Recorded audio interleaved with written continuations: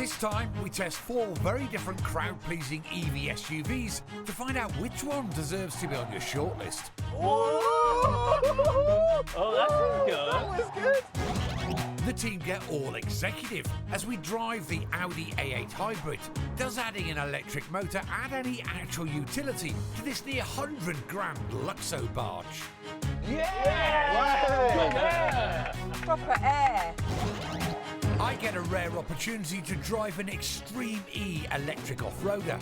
It's got the speed and the drama, but will I miss the growl of a V8? I like it, it's good fun. And bike mad Grace Webb tests some electric two-wheelers at the affordable end of the market. Have they got the speed and the fun factor of a fossil-fueled bike? I can just imagine going around Italy on one of these. This is 5th gear.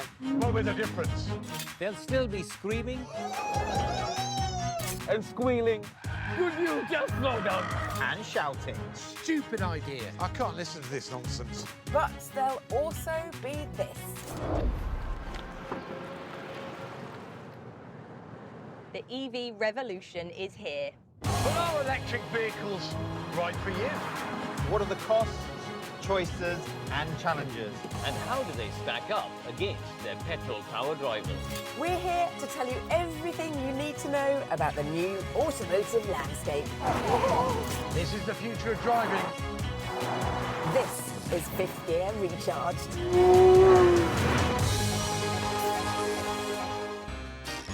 Times and fashions change.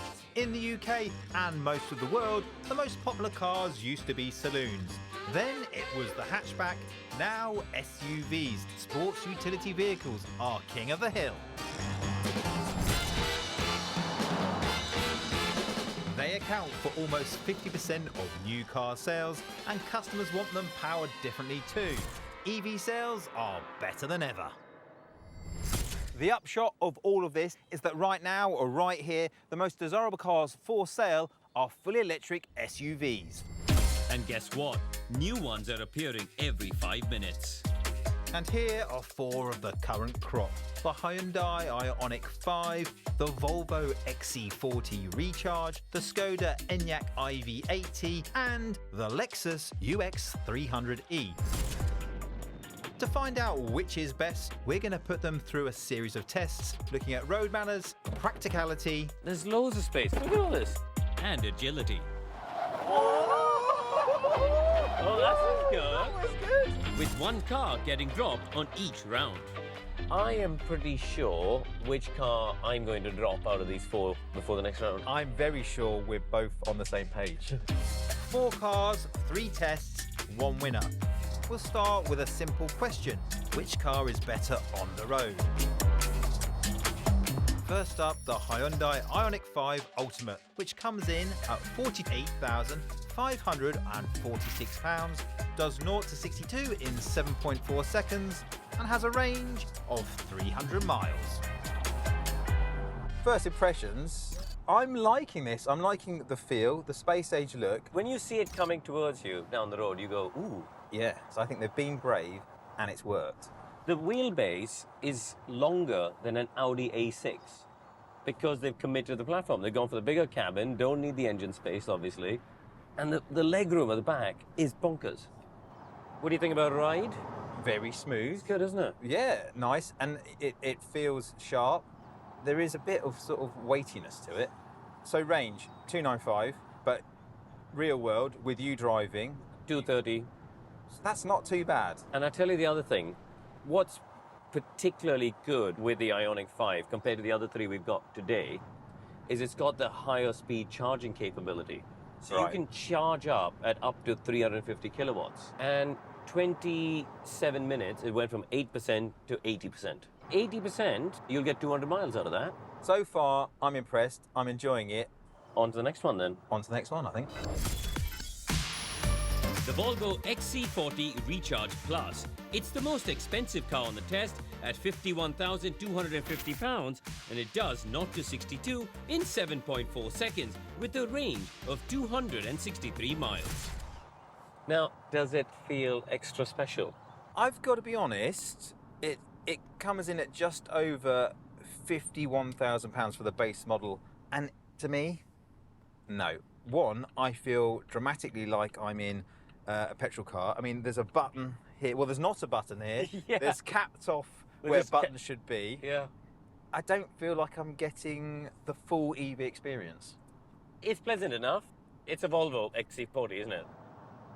The ride quality is good, the sound deadening is good, it's comfy enough in the seats, all of that stuff is fine. This screen, it's not a great size, it's not massive, but it seems like it's got big ears on it. I just don't think it looks as slick as it could look. I don't mind the screen, but it doesn't feel like they've done anything extra special. None of it feels futuristic, which is what I think I want. If I'm going to buy an EV car, I want it to be a little bit of a nod to the future. This car has a max range of 263 miles off a full charge. But I think the thing that's worth keeping in mind is at the moment, the maximum charging speed on this is 150 kilowatts, which, to be honest, when you go to most fast chargers at services around the country, that's what they are, 150 kilowatts. Yep. But you'd have to assume the infrastructure is going to improve it. They're going to get to 250 and 350 kilowatts. And if they did, and you found one of those chargers, you still can't charge this up at that speed. I don't feel like I'm in a progressive car, and that is bugging me slightly. Yeah. Time for the Skoda Enyaq. This is the IV80 Sportline, which is £42,915, does 0 to 62 in 6.9 seconds, and has a range of 326 miles. This is just under £43,000 for the base model. That's 5,000 cheaper than the Ioniq 5. That's 9 grand cheaper than the Volvo. I mean, that's a sizable chunk of change. But it makes you feel extra special inside. I mean, there's like the detail. I love the door handles. I like the dash. You know, there's nice bits of trim around here. This interior is luscious. It makes you feel special. It makes you feel loved. I do have a couple of issues with it though. Go on. I still have an issue with this touchscreen that they sort of stick onto the dash. That screen's a bit big and in your face. Also, the screen I've got in front with my speedo and everything on, my gauges, that's weirdly small. Yeah, so it's really weirdly small. Yeah.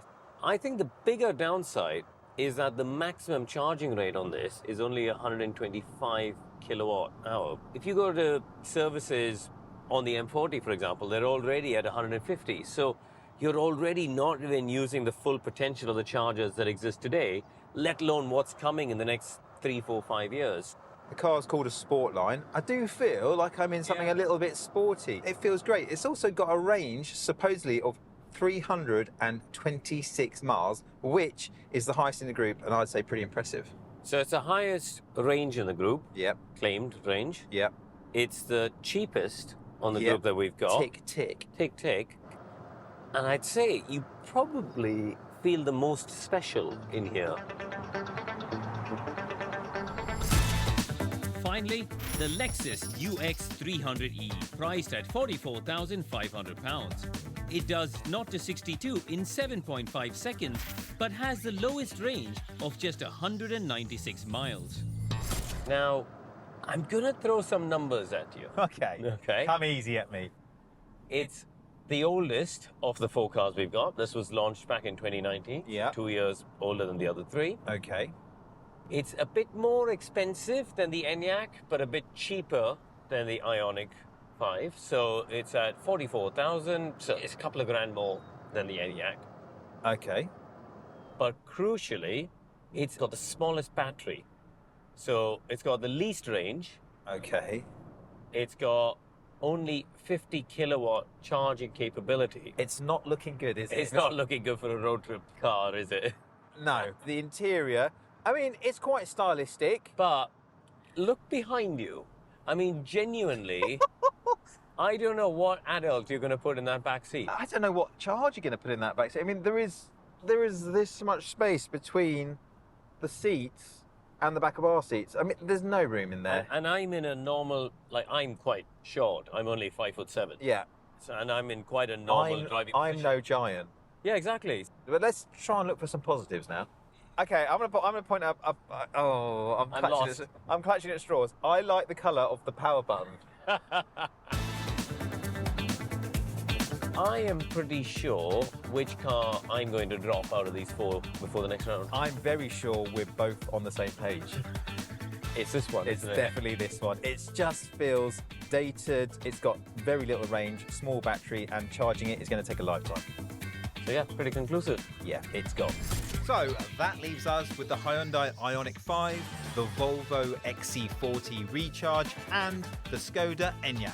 Join us later when we shove our butts into their boots. Ta-da! The world has literally just opened up in front of me. Coming up, I dig out my racing overalls and get to sample the future of off-roading. This is Extreme E. So the trick here is you've got to get the thing turning in on the brakes.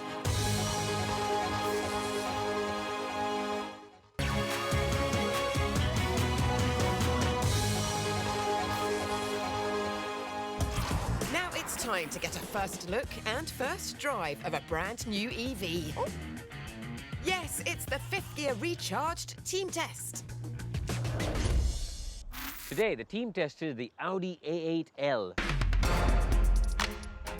Prices for the 60 TFSIe model start at £86,000, but this long wheelbase version costs 90. For that, you get a 340 horsepower petrol engine coupled to a 17.9 kilowatt-hour battery and motor, which provides some EV-only range. And of course, it's all-wheel drive.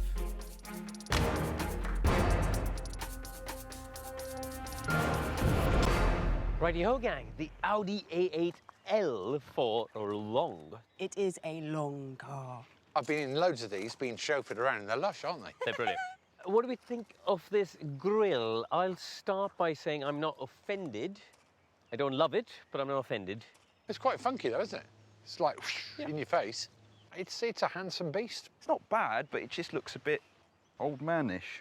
First off, I like A8, but as every generation goes on, it looks a bit softer. And this facelift version, not quite feeling it. Well, I think that the front is the jewel that pops out. It glistens, it shines, it's a little bit... pa-chow, wow! Like a big diamond on a pretty basic band. Should we see what's underneath? Yes, please. I'll do the honours. Thank you. It is, unsurprisingly, a V6 3-litre engine. Turbocharged, though, obs. This version does have a bigger battery, which means Audi say you can do about 30 miles in full electric mode. You could probably bomb around town, getting to work in pure electric mode. Which is about half that of a Mercedes S-Class. Oh, wow. Being an Audi, they make possibly the best interiors out there of any car. Oh, especially Oh, man, this is nice in here, isn't it? This is where this car comes into its own. I mean, how much legroom have you got? Well, Can I come back? Jason had the seat properly reclined back. Well, I'm over 6 foot, and I've still got loads of room. And look at Jason. He's chilling. Hang on, let me get in the full Ibiza mode. There you go. What's that like? Still fine. The golden rule of a luxury limo is that you need to sort of fall asleep within 10 minutes, and I did feel a bit drowsy, so it's a thumbs up on that. I need to see if you boys measure up. Look what Mummy's got. Yeah. And I've got 32 inches of legroom. Do you need to know that? Oh, it's massive. Here we go, measuring the conch. Go in inches. That's 3 inches. Yes. Yeah, good boy. In the back as well, I've got 18 pneumatic cushions Wow. to help pummel me to sleep. Really? Yeah. It's just a really lovely, well-engineered, luxurious gin palace. Excuse me, newsflash. I What have press you a got? button, I am reclining. Oh, yeah, you're in reclining. Are you going back even more? Yeah, there we go. I've reclined. I'm quite enjoying the massage function you've got going on. Can I have that Yeah, as well? you can have this. Hang on, this is for you. Wait, shall I set you up? Ah, there you are. Is this for me? This is for you. Do you want to be cold? Yes, please. The Audi also has 4-zone climate control, so everyone can chill at their own temperature. Shall we go have a drive? Yes, please. Let's go have a drive. Oh, seatbelt's on.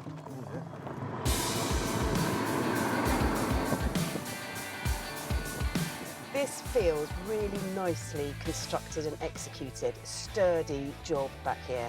Sturdy, that's a good Yeah. expression. Yeah. If I think of the 3 big German manufacturers, right? You know, Audi, BMW, Mercedes. Yeah. In general, I've always preferred the Audis. Have you? Yeah. The BMWs, obviously, things like the M3 and stuff, they're great fun to play with. They're the drivers' cars. Yeah. As a daily family car, I think the suspension feel of an Audi, the steering feel, the interface, seat comfort, I've generally preferred it. Okay. I think the ride quality is really one of the best in terms of what the German manufacturers have to offer. I'd find it hard to disagree with that, to be honest. Any Audi, when you drive it hard, they all understeer like pigs. Yeah. They do. They do. I'm not saying they are the fun car of choice. Sure, But then what I'm you've saying got is, to drive once to you have get, fun. But once you get over that, you get to a certain age, right? Karoon's obviously there now. Yeah. I'm well there. Yeah. You just want to get there in total wafty comfort. Or you can have the best of both worlds and you just buy Porsche. Yeah, Panamera 4E hybrid, which has the same powertrain as it. And how is that powertrain? Well, it's got, at the moment, That's all right, isn't it? that's all right. Yeah. I mean, it's a heavy car, it's 2.3 tons, but at the moment I'm in hybrid mode, so I've still got a bit of power coming from that. It's not pushing my head in the headrest. Like, it's fine. Yeah! Proper air. That was all right, wasn't it? It's 10 out of 10 for passenger comfort. But what would it score as a driver's car? I would have scored this car a little bit more had it not been... Oh, am I going too punchy? 7. Will I rush out and buy one? 7.5. Oh. It's lovely. It's wafty. It massages your back. And on that basis, I'm going to give it an 8. I'm going to give it a 7.5. That's a strong score for the A8. Indeed showing the addition of hybrid power is adding value.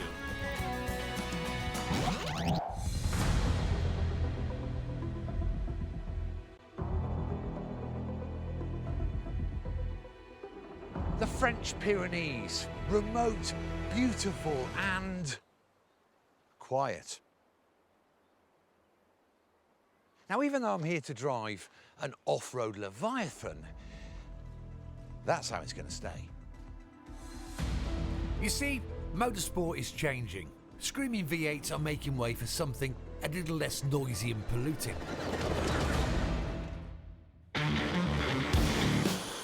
Formula E has shown that electric power doesn't mean slow or boring. Staging dramatic street races in cities around the world. And now Extreme E is doing the same for off-road racing. And they're doing it cleanly. One of their USPs is they arrive, clear up all their mess, and they don't leave any lasting impression on the planet because they're not burning hydrocarbons. So why am I in France? Well, because one of the teams, Veloce Racing, has invited me to one of their very rare test days. Apparently, if I behave myself, I can have a go. Let's hope it's fully charged up. Time to meet the team's drivers, Christine GZ, as she refers to herself, and Lance Woolridge. What's going on today? So we're here for our 3-day test. A whole new lot of upgrades on the car, so we're here testing that. Am I right in saying this is the only test you've got for the year? Yeah, very, very limited. So we get an allotment of kilowatt hours. I think it's 250 for our whole time here. That sort of equates to 120 kilometers of driving. So that's it. So give us some specs about this. 400 kilowatts. And what's that in old money, you know, horsepower? Like 550. Oh, good. A lot's that. Yeah, it's like a radical T1, you know, from Dakar. Okay. But way more radical. So 4-wheel drive, 2 motors. Yep, and the battery's water-cooled, electric power steering, independent motors, fronts and rears. I've just been out and had a look. It looks a bit dirty. I mean, I would want that cleaned. There's like boulders and rocks and all sorts out there, huh? Yeah, that's nothing. That's really, really smooth for us. Is it? Yeah. Let me have a look at the business end then. What's going on in here? So, a few settings in here. Obviously, got torque settings, power settings. Traction. Obviously, as I call it, the wand. Because magic things happen when you pull the wand. Totally. I would not pull it always though. Yeah. I've sat in lots of rally cars, and this feels much bigger than a rally car. Yeah, visibility is great, and then take into account that we're both racing, so we have to jump out and get in and like really you got to fast. do drum changes, don't you? 45 seconds to change and get strapped in and go. So I reckon enough talk. Should we get driving?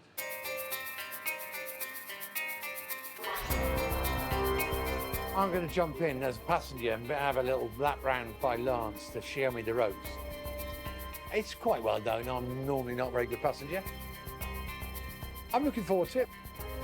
I don't like not being in control. I mean, it's debatable whether when I'm sat in the driving seat, I'm in control anyway, but I feel like I need to grab onto things.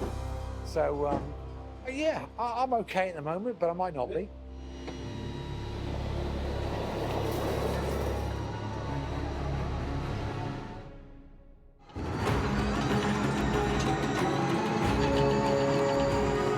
Considering it's 1.8 ton, it gets on the move. Got big brakes on the way in to get the car to rotate. I mean, it's impressive. And even though this ground is super rough, it's supple. Oh man, it's so aggressive on the tyres. I mean, it's lovely the way it just floats across the surface. And I'll tell you, it's quick. Right, good fun. Because the testing time of this car is so restricted, the drive with Lance is over in a couple of minutes, and my time behind the wheel, well, that'll be equally limited. Foot on the brake and then hold down the D. There you go, you're good to go. That's tough enough in any new race car, let alone in a life-size Tonka toy that gets to 62 in 4.5 seconds and reaches 125 miles an hour on gravel.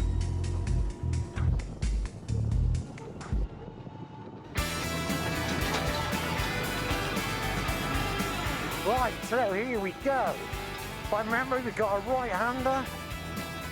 Get it in. It's amazing how it goes over what is really not very nice ground. Just floats over the bumps. So the trick here is you've got to get the thing turning in on the brakes. You've got to send it in, wait, and then go. And I'm trying to rush it a bit too much, man. I'm too eager to get on the throttle. Left-hander. And on the wand. There we go. Perfect. It's exciting, and I can imagine doing a proper rally race where you don't really know where you go. There's a real skill in that, reading the road, reading the ruts, and you know, I have none of those skills. I like it, it's good fun. Oh, do you know what? It's lovely to drive. Nice. Again, do you know what? I could go around here all day long. It's great fun. In the future, when EV range is no longer an issue, racers like this will be looking at tackling the mighty 6,000-mile Paris-Dakar. It doesn't feel right what I'm driving over. It feels like I'm being naughty, and I like that. I still think electric off-roading has a place because of the instant torque. And also, you know, do you really want to be putting fumes in the air in this beautiful landscape? I don't think you do, actually. So I think electric's good. Coming up, we find out if those family SUVs can really cut it when it comes to real life. You know, carrying stuff. It's going to go there. No, it's going there. And bike lover Grace tests 3 affordable EV bikes to find out if they really can upgrade your commute. Okay, let's go. Go, go, go.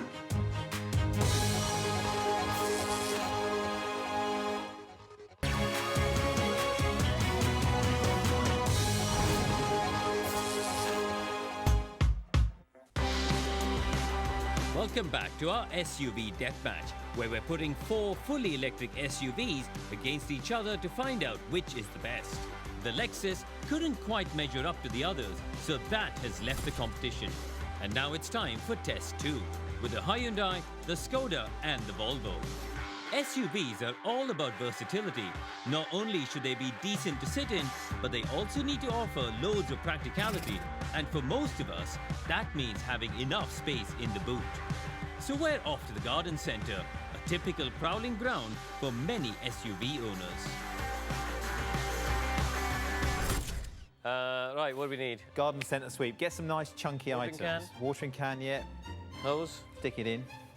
How about a chair? Would you like a chair? Chair. Well, he's in there. How about a bucket? Yeah, really nice chunky one. Oh, yes. Ta-da! Right, come on then, let's go. Right, off we go. So this is your big boot test. My big boot and test. I've got a big butt to put in your big boot test. Excellent. Now on paper, Jimmy, this has got 584 litres, just one less than the Enyaq. And the Volvo is down at 452, so it's considerably smaller. I'm slightly concerned about the shape of this boot because there is this big angle here. It's not very upright. Aha, I have a solution. You have a solution? Shall I show you? Yeah, go on. Shall I show you?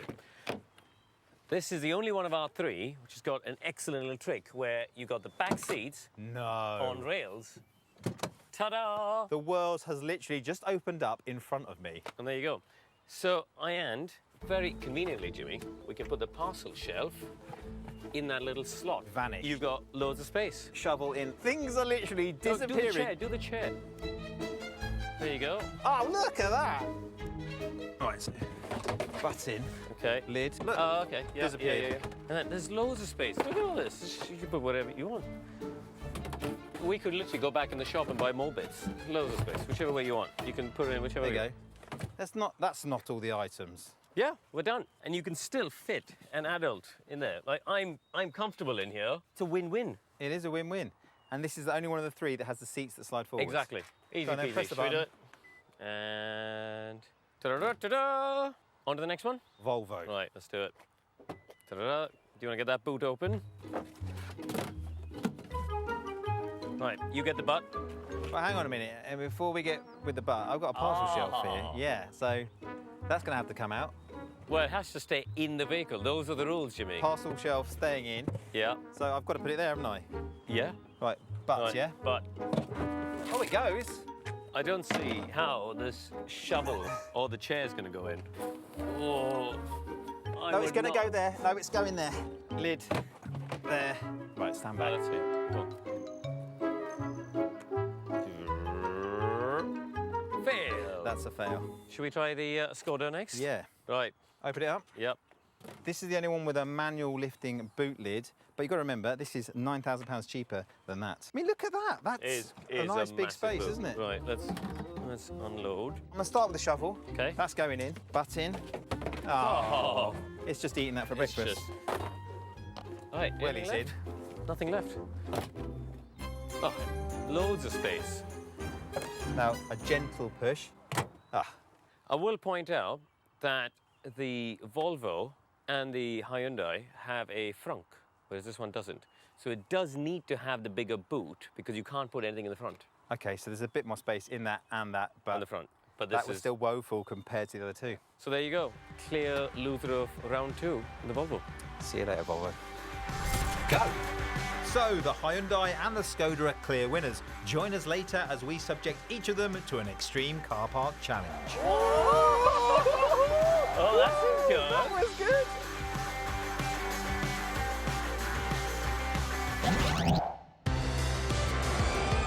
In the last series, I sampled my first EV motorbike, the Zero, and was blown away by its thundering lag-free power. No howling exhaust notes, but no less buzz. I don't know how anyone can not have fun on an electric bike. But there was a but, a cost of 20 grand plus. So what if you want to get onto an electric bike, but you don't want the big price tag? The answer is to look at a less hardcore class like a commuter bike. But will you still get enough EV smiles per mile? We've got 3 price points, from 3 to 6 grand, and 3 tests to answer that question. And the first is how the bikes feel on the road, and the cheapest one is up first. I'm starting with the Piaggio 1 Active.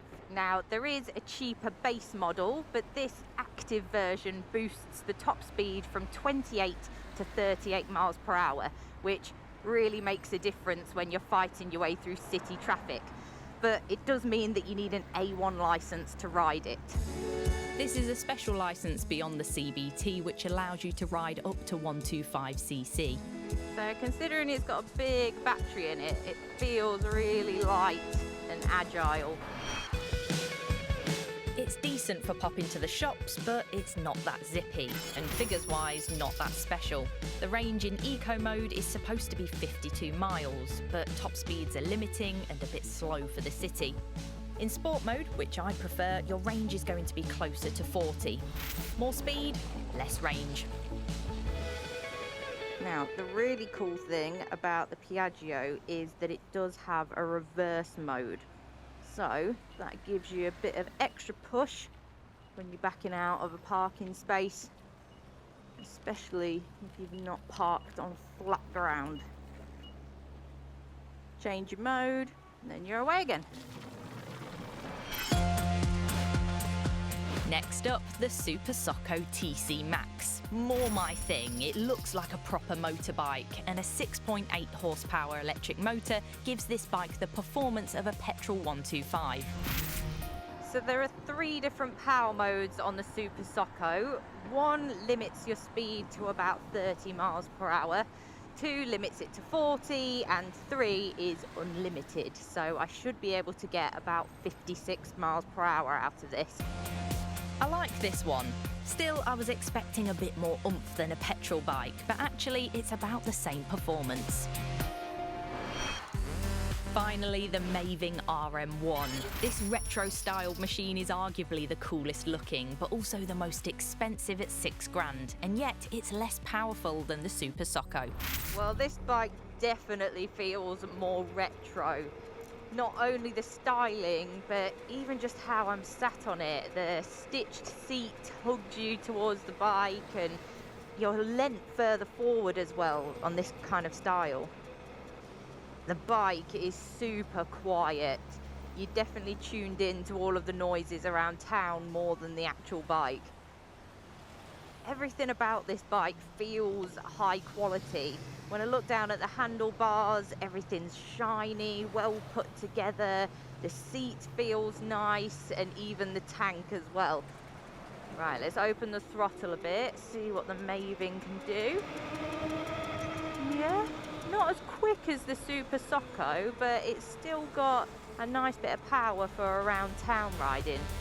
Well, now I've ridden all 3 bikes around town, I have to say, this Maving, I think, tops the charts for me. I love how quiet it is, I love the styling of it, and I think it's just got the right amount of power for getting around town.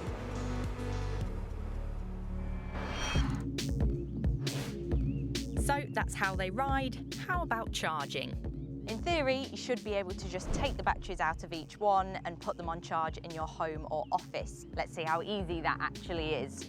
So starting with the Piaggio, I just lift the seat up, unplug it and pull it out. 15 kilograms. It's got some weight to it, but it's doable. Onto the Super Socco. This has got a 20 kilogram battery. So again, I need to unplug this one, use the key to unlock it and pull. It's a bit awkward, this one. An extra 5 kilograms. That's a bit heavy at 20k. And it's a big chunk of weight. Okay, the Maving R1. This is the heaviest out of all of them at 26 kilograms, but it's split into 2 batteries. So there's one in the side and another battery in the tank area. So it's a bit more manageable, split into 2. But I'm still not sure if I'd want to be carrying this up to the 8th floor office. With the batteries, you get what you pay for and how far you go. And only the Piaggio is genuinely easy.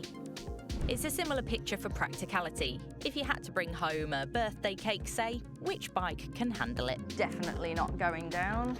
None of them are particularly practical. No. But the Piaggio is just more helpfully planned. It's closed. And now it's time for the agility test. When you're nipping around town, agility is more important than speed. So let's see which of these 3 bikes is quickest around my slalom of cones. Let's go. Right, first bike up for the agility test is the Piaggio. So let's go through the cones, side to side. Yeah, just how you expect a moped to be. Really nimble. Okay, turning around at the end. Back through. Woo! Yeah, I can just imagine going around Italy on one of these. The Piaggio does the course in 19 seconds. Okay, time for the Super Socko.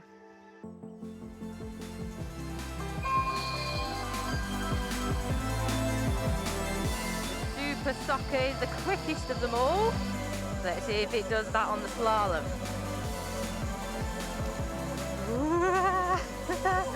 Okay, we've got to the end, turn around. Right, back through the cone. Does feel quicker than the Piaggio. 18.84 seconds. Yeah, well, it's got a quicker top speed. It was bound to be quicker than the Piaggio. But will the Maving do it? Let's see.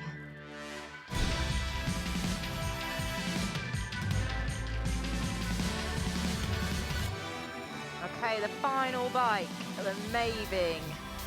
Got the longest wheelbase of all the bikes. I wonder if that's going to make a difference. Ugh. Yeah, it definitely feels... Oh, it definitely feels tighter between the cones. Okay, let's go, go, go, go. Oh, it doesn't feel nowhere near as agile as the others. Oh, and the time, 19.63. Yeah, the slowest out of them all. It definitely doesn't feel as agile. I think that long wheelbase is slowing down the agility on this one. So 3 different solutions for people looking for an electric commuter bike.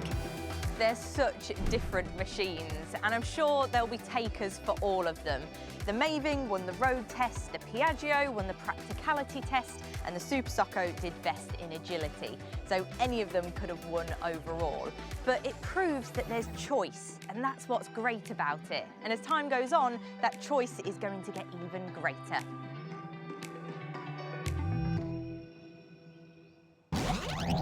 Coming up, we need to find the winner of our EV SUV group test. You've got so much more steering lock in a titled car park. That's going to be very handy.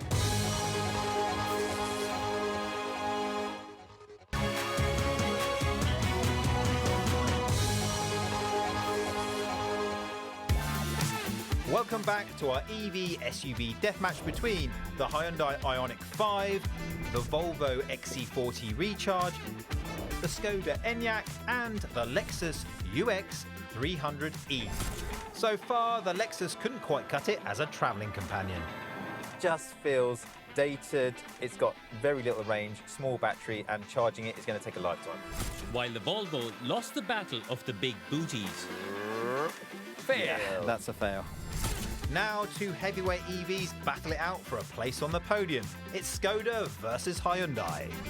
SUVs aren't expected to be sports cars, but they will spend a lot of time navigating their way around car parks and the school run.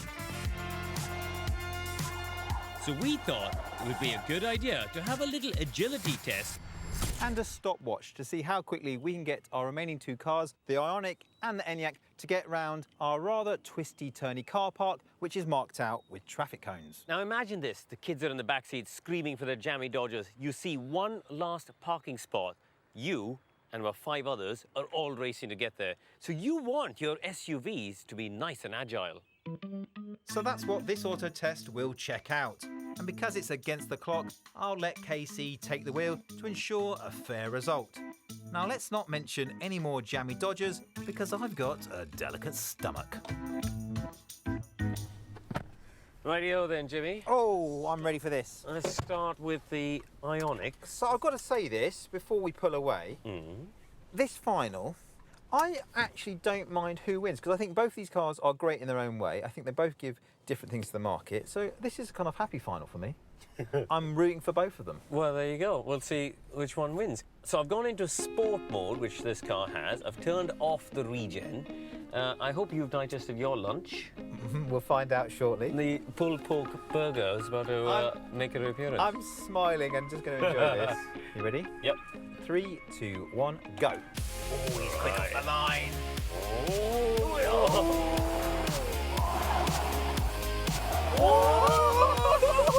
Oh, that's good. That was good.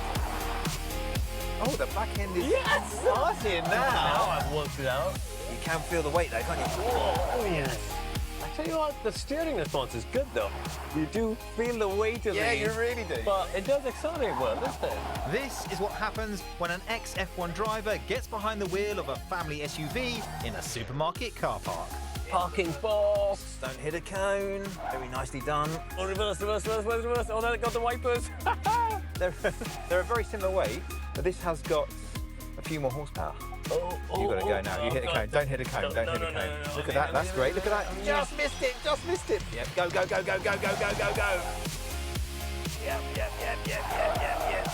You can really feel the weight. Yep. Go. Dinner is still in place through the slalom. Come on, round the last cone and in the box. Don't hit that cone. So the Ioniq completed the course in 53.72 seconds. You could feel it was heavy. It was heavy. But it did accelerate well. But it does accelerate, doesn't it? It's got more power than the Enyaq, of course. Yeah. So, yeah, we shall see. And importantly, my dinner is still inside me. And I didn't hit any cones, so no penalties. No penalties. There you go. All right. Nice one. Okay. Should we swap? Yeah. Time to see if the Enyaq could do it any quicker. Right then, Jimmy. So the Enyaq time. Yes, the Ioniq set quite a good benchmark, and I have to say, in terms of fun, that was really good. Massive grin on my face. Slide in, slip and slide Yeah. in. Loved it. Great fun. So I found sport mode, but I can't find any button to turn off the ESC on this, so... We just had to take sport mode on its sort of merit. It is what it is. Right. You ready? Yep. Okay. In 3, 2, 1, go. See, now that didn't feel as quick off the line. It definitely doesn't, but the turning radius is excellent. It is tidy, isn't it? I've got so much more steering lock in a tight little car park. That's going to be very handy. I've also found another use for those flaps on the doors because I'm able to hang on. Very neat. Oh, look at the amount of steering lock I've got. That is clean in. Go. That is feeling very, very tidy. This is, I tell you, I'm revising my bet, Jimmy. Yeah, I know. Through the chicane, come on. Here we go, come on. Oh, I'm not sure about that. Round the last cone. And in and stop. Come on. What was it? This is the winner. Is it? 48 seconds. So that's 5 seconds faster than the Ioniq. That is amazing. And I tell you, that came down to having more steering lock.